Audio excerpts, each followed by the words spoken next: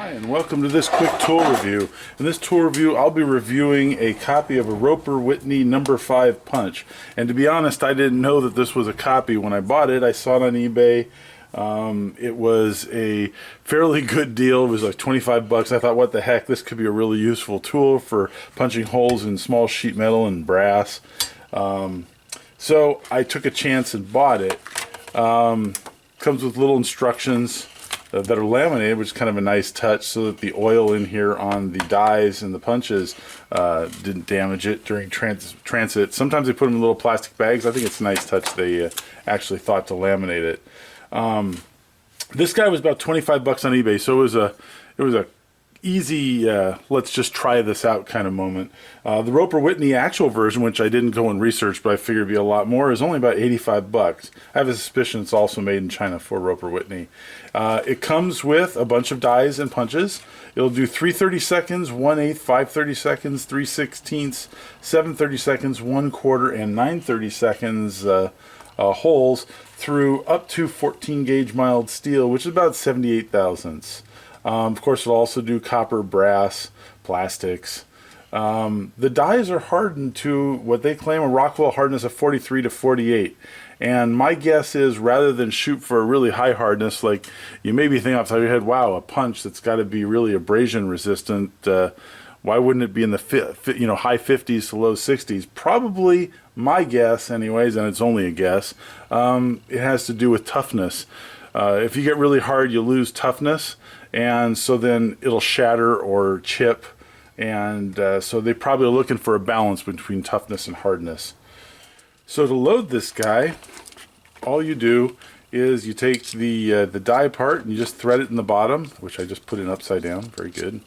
And it comes with a tool if you need to tighten this part, but in truth, it's very smooth threads. They did a nice job on it, better than I expected. The Chinese keep impressing me these days.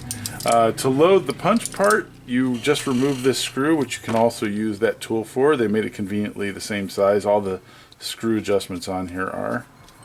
And you just slide this guy back, pop it out of the way, put it back, and slide it into the slot. Get the top. It has a little relieved section that slides into the top piece. Put this back.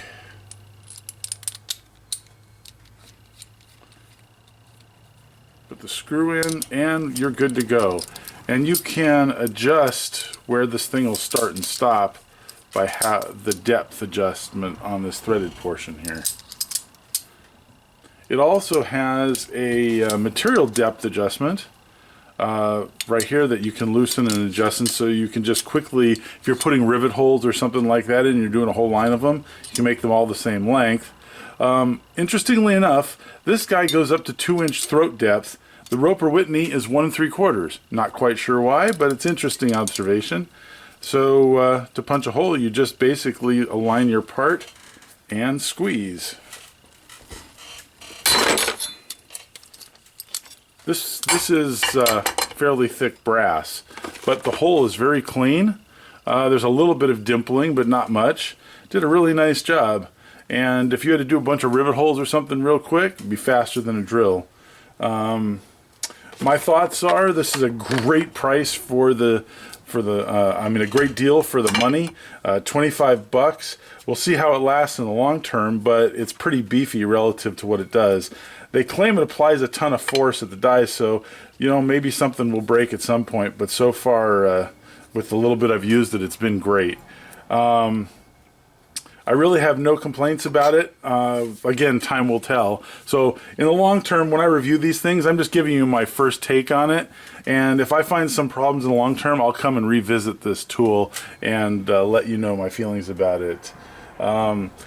If I had known that the original, the people that invented it, only were charging 85 bucks, I probably would have paid the extra money to give them, support them. But the reality is I didn't. I just ran across it, thought it'd be interesting, and bought it. So I don't have a large variety of thin stock to pull from other than in brass, because I use it for shims and other little bits. But I do have this piece of galvanized that actually came in a tool. This is 28 thousandths galvanized. So why don't we give this guy a test, see how it works with galvanized and see. And that's actually very easy. That's no problem. That was a 5/32 hole. There is some dimpling and a little deformation, but not a ton. And the hole is very round. Let's see if I go for a little more depth here. See how it does. That was right on the edge. That's always a fragile part. So a little bit of dimpling. Not much of a burr, little tiny dimple on the back, but pretty darn good. So next I'm thinking we should go for the 9/32 or just over a 1/4 inch die. Let's try the largest die on the set and see how it performs. We'll start on the sheet metal. One thing I noticed is that there's not a lot of material around the die portion of it. If you look at the smallest one, there's a lot of support material. This has almost none because it's maxing out the capacity of the device. So I'm thinking that when I screw this guy in, two things. I'm going to keep it as close to flush with this face, which is not terribly flat, as I can, because that way it'll help support the material, but also that'll let the handle remain mostly horizontal, because if it's way out here to start, because this is way up and you need to get your material in, that's going to make it harder to squeeze too. So on two fronts I think that'll be an advantage. So I'm just going to pop the die in and slide this forward to catch it. Put the screw in, and I think we'll start with some sheet metal and see how that goes here.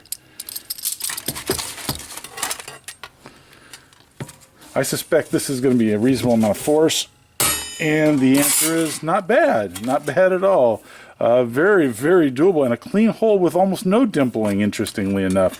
I expected there to be more because of the forces involved here, but it's not bad at all. I could do a bunch of these. So let's go for close to the thickness capacity of this device. And I had tried it before, and as I recall, it is a ton of force. Yeah, that's I wouldn't want to do a ton of those.